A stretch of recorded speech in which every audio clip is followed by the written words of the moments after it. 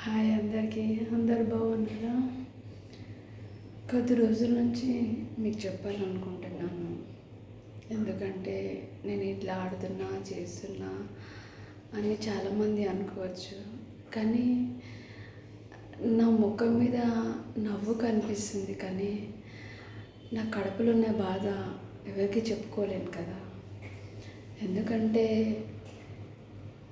అంటారు కదా, చేసుకున్నాడు చక్కగా ఉంటే ఆడది దునియా మొత్తం ఎవ్వరేమనుకున్నా పట్టించుకోరనేసి. అది నా దాంట్లో అయ్యింది. ఎందుకంటే నేను చాలా రోజుల నుంచి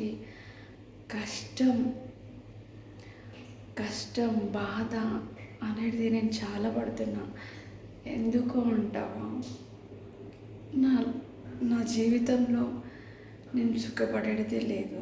ఎందుకంటే నాకంటూ నా పిల్లలు ఉన్నారు.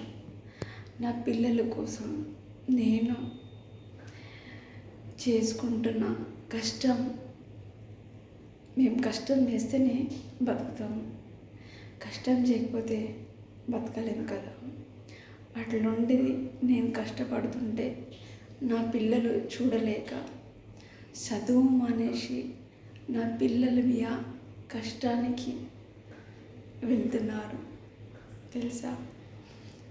ఈ రోజుల్లో తల్లి చెప్పిన మాట ఏ పిల్లలు వినట్లేరు.